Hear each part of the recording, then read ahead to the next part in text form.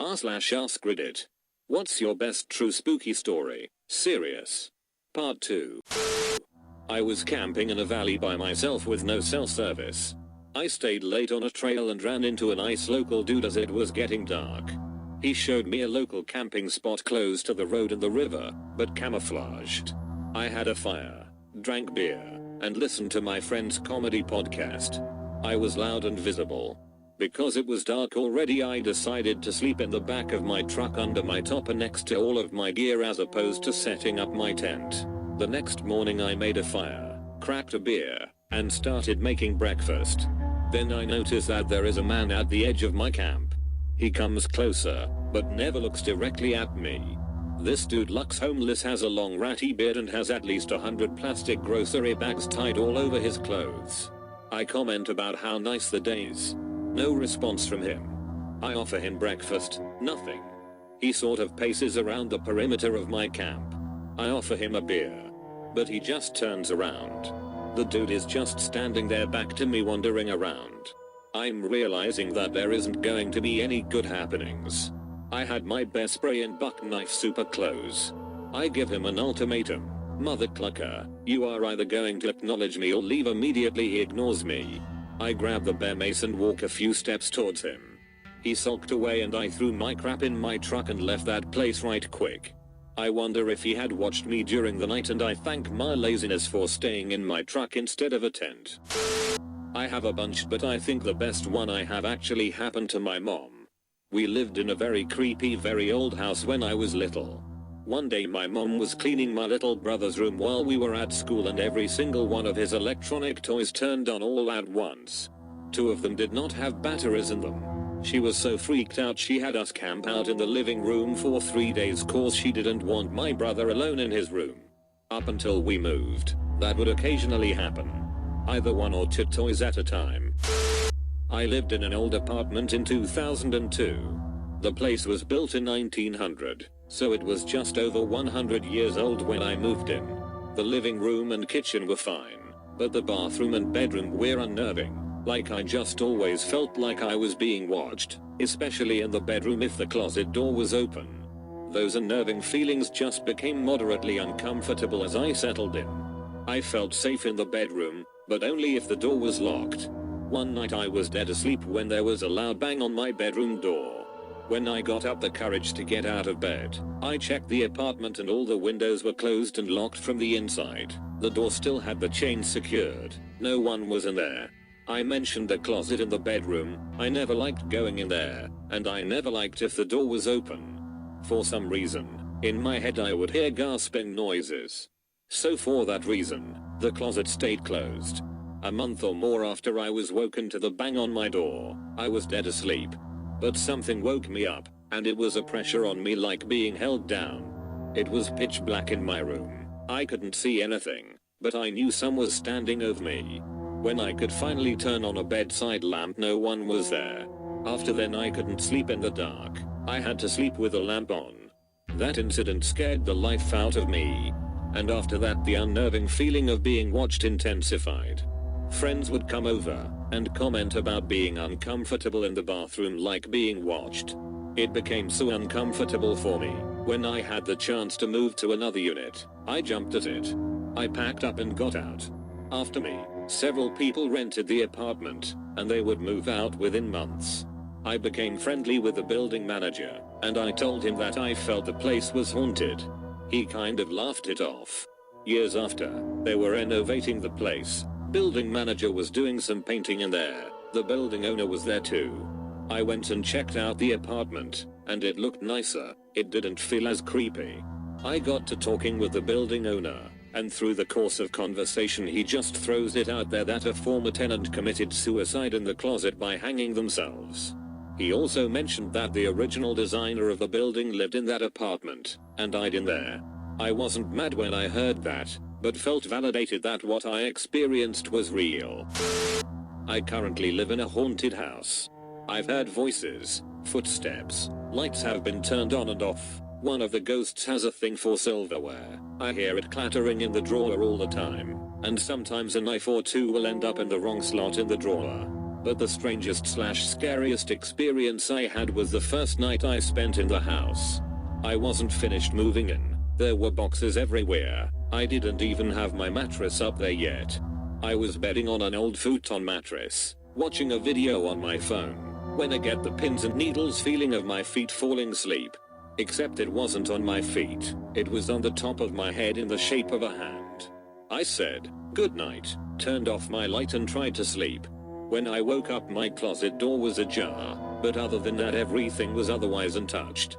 I guess whoever my unseen roommate is, just wanted to check out who I was on my first night.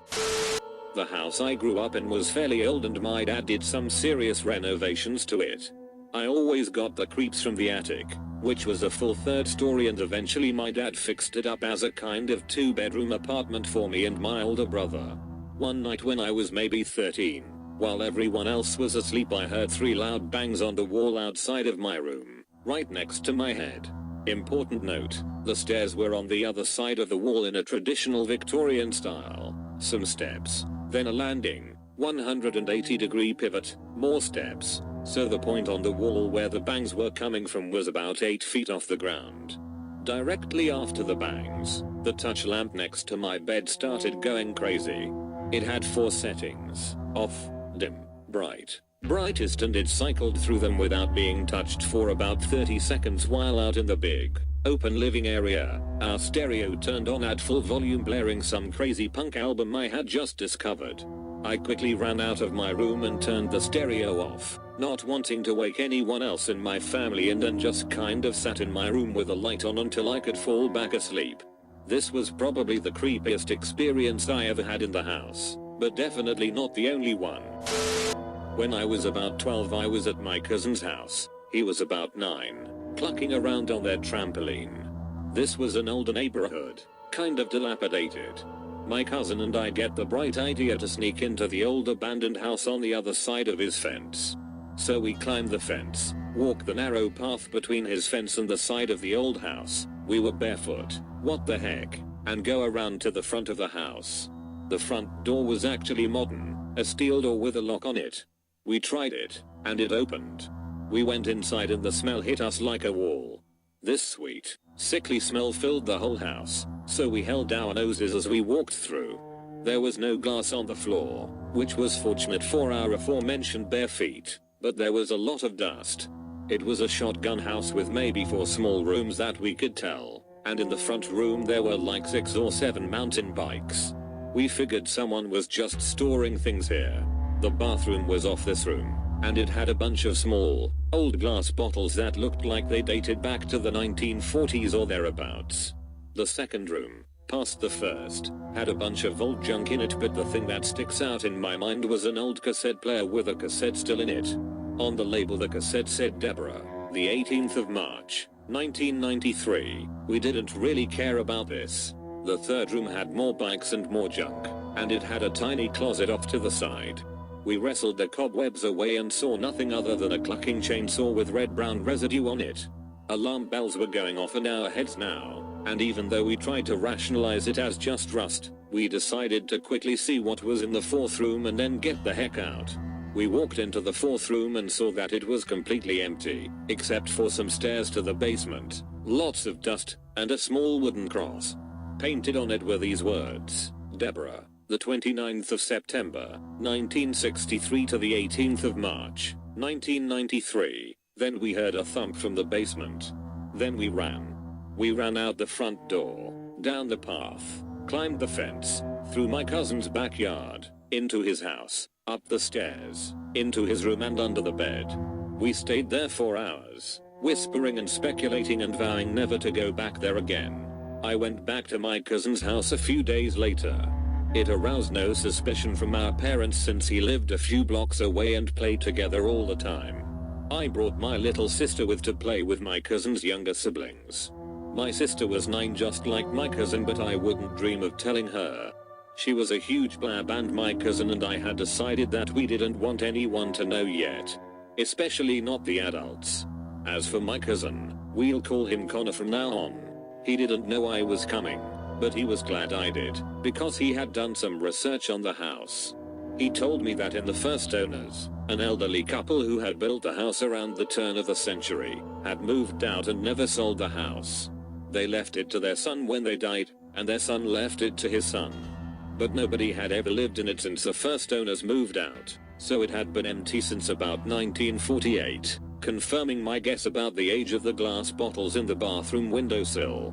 The house had just been used to store things ever since. We had already planned for our second visit. We had shoes this time, and we each brought a flashlight. Both of us had our own pistols, handguns, rifles, etc., but we didn't dare try to sneak them out of the house, so we each brandished our pocket knives, freshly sharpened for the occasion. We skittered along the path between the old house and the back of his fence. It wasn't a path, really. It was a space about 5 to 6 feet wide, covered in twigs and leaves and those awful sticker plants. All of this was brown, which was probably why we didn't see the ball of twine on our last adventure. It was nestled against the side of the old house under a pile of leaves. It was about the size of an adult's fist and it was brown, as twine usually is. It looked old, and it was rather heavy. I pocketed it and we moved on. We crept around to the front of the house and quickly slipped inside. We didn't want to linger on the off chance that someone might see us. It was, after all, broad daylight. In the house nothing had changed. It was exactly as we had left it. I did pocket the cassette, as one of you was hoping. The bikes were all still there. So were the chainsaw and the old glass bottles. It appeared that nobody had been in or out since we left. No one probably had. It had only been a few days. We went straight to the last room after poking around a bit in the other three and finding nothing of interest. The cross was still there. After standing around a bit, listening for any thumps, we mustered up all the courage we had and decided to go down to the basement. I know what you're thinking, how cliché. But after creeping down the stairs and around the corner, knives brandished and ready, we found nothing. There were a few piles of leaves here and there, an old empty pop can, and other assorted trash. But otherwise nothing. No sign of anything amiss. So we went back upstairs, dismissing the thump we heard a few days before as just the house settling or falling apart, considering how old it was and left. But instead of going back, we decided to check out the other side of the house. I really wish we hadn't. There was a pair of old storm doors that we hadn't seen from the basement. The paint, if there ever had been any, had completely chipped off and so now the doors were grey. They were nailed shut, so we ran back. Neither of us wanted to be left behind, to grab a hammer from his dad's toolbox. We went to work on those doors, but there had to have been hundreds of nails there, just nailed in crooked and all over the place. It was getting darker by now, so we said cluck that and went home. Next day I came over again and work continued. We had the doors open about halfway by now, and we could see the cellar underneath. Neither of us could fit through the space, though, so we kept pulling the nails. It was about 3 in the afternoon by the time we had finished, and when we got the doors open we found no stairs and a drop of about 10 feet. We peered into it as far as we could without falling in. It smelled so bad. We were sure it was the source of the smell in the old house. It was pretty tiny, as far as we could tell. It was narrow, and there was a large wall right in the center of it, with narrow paths along both sides, leading into the dark. The floor was stained, and we both knew it was blood. Maybe our kid imaginations were going wild, though. Who knows? But one thing I do know is that sound will haunt me forever. The sound on the cassette. We played it that day, on his cassette player. It was static for about 5 minutes, and we were ready to give up.